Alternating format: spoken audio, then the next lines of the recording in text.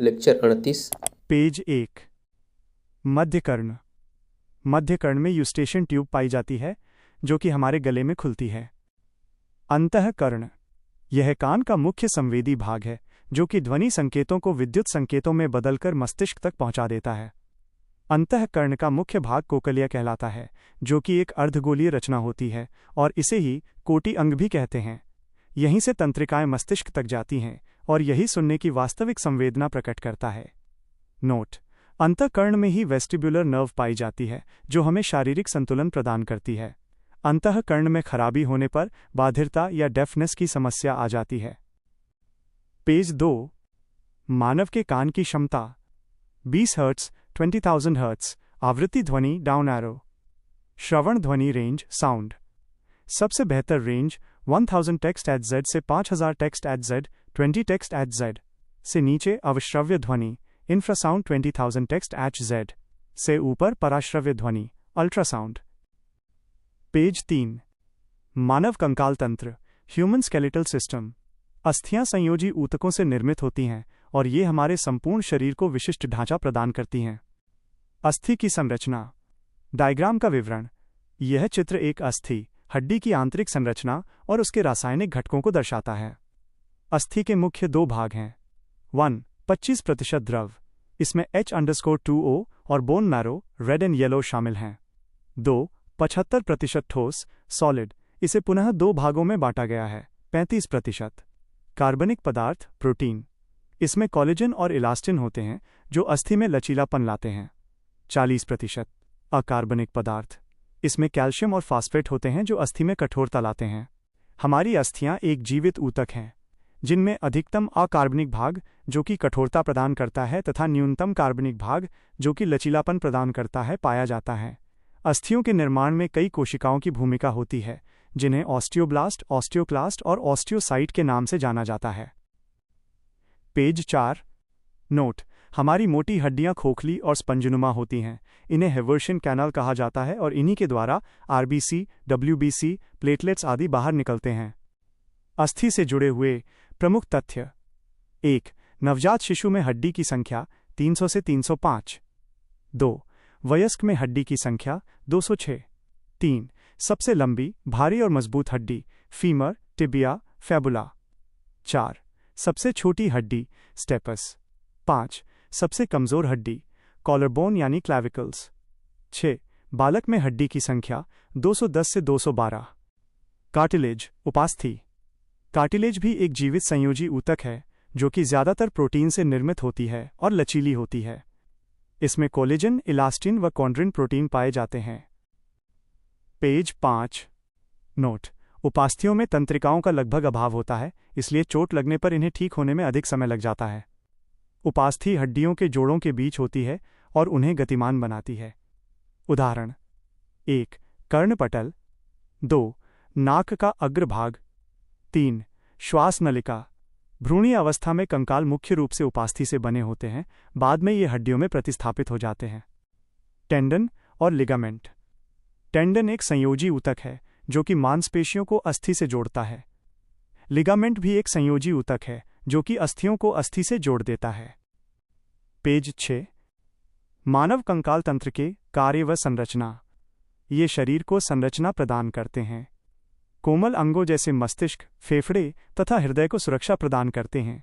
आवश्यकता पड़ने पर कैल्शियम, फास्फोरस आदि का पोषण प्रदान करते हैं। सुनने में मदद करते हैं। बोलने में अप्रत्यक्ष रूप से मदद करते हैं। गति और गमन में सहायक होते हैं। रक्त कोशिका के निर्माण में मुख्य भूमिका निभाते हैं। कंकाल तंत्र 206 हड्डी। डायग्राम का विवरण। ये फ्लोचार्ट मानव कंकाल तंत्र के दो मुख्य वर्गीकरणों को दर्शाता है। 1. उपांगीय अपेंडिकुलर 126 हड्डी, ज्यादातर हाथ और पैर की हड्डी। गति और गमन में मदद। 2. अक्षीय अस्थि एक्सियल 80 हड्डी, कोमल अंगों को सुरक्षा देना, शरीर को निर्मित करना, इनमें लचीलापन कम होता है। पेज 7।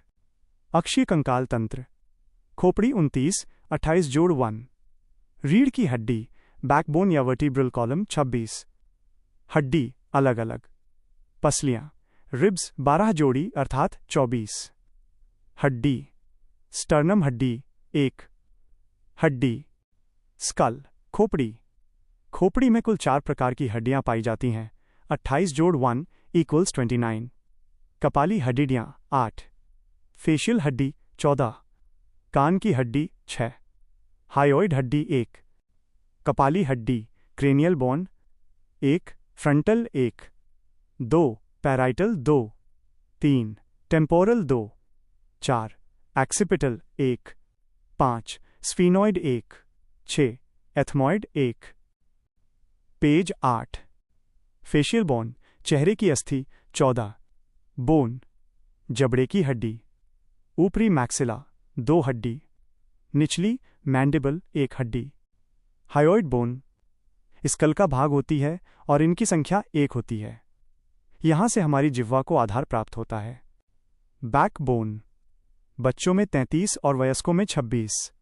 सर्विकल स्पाइन, गर्दन की स्पाइन C1 से। थोरैसिक स्पाइन, पीठ की स्पाइन T1 से T12। लंबार स्पाइन, कमर की स्पाइन L1 से L5। सैक्रम स्पाइन, चाइल्ड में 5 और अडल्ट में 1। कॉक्सिक स्पाइन, पुच्छ की स्पाइन चाइल्ड में 4 और एडल्ट में 1। पेज 9। डायग्राम का विवरण। यह मानव रीढ़ की हड्डी वर्टिब्रल कॉलम का एक रेखा चित्र है जिसमें कशेरुकाओं वर्टिब्रे को उनके विशिष्ट खंडों के अनुसार लेबल किया गया है। C1 से C7 ग्रीवा कशेरुकाएं, सर्विकल वर्टिब्रे।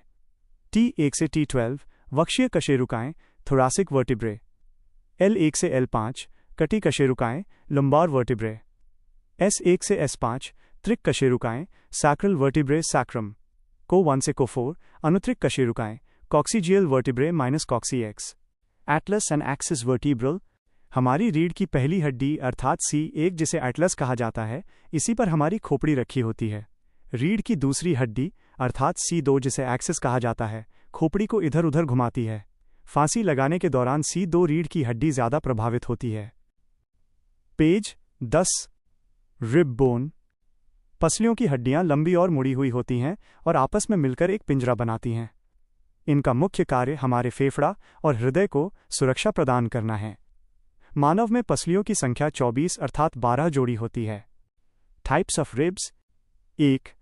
सत्य पसलियां, ट्रू रिब्स। ये पसलियां पीछे रीढ़ की हड्डी से जुड़ती हैं और आगे स्टर्नम हड्डी से जुड़ती हैं। इनकी संख्या 7 जोड़ी है। 2। असत्य पसलियां, फॉल्स रिब्स। ये पसलियां पीछे रीढ़ की हड्डी से जुड़ती हैं और आगे अपने से ऊपर वाली पसली से जुड़ती हैं। इनकी संख्या 8वीं, 9वीं, 10वीं जोड़ी है। 3। तैरती पसलियां, फ्लोटिंग रिब्स। ये पसलियां पीछे रीढ़ की हड्डी से जुड़ती हैं और आगे स्वतंत्र होती हैं अर्थात किसी भी पसली से नहीं जुड़ती हैं। ये 11वीं और 12वीं जोड़ी वाली हड्डियां होती हैं। पेज 11। स्टर्नम, ये लंबी, मजबूत और सीधी हड्डी होती है जो कि छाती के बीचों बीच मौजूद है। ये रीढ़ की हड्डियों के पिंजरा बनाने में मदद करती है।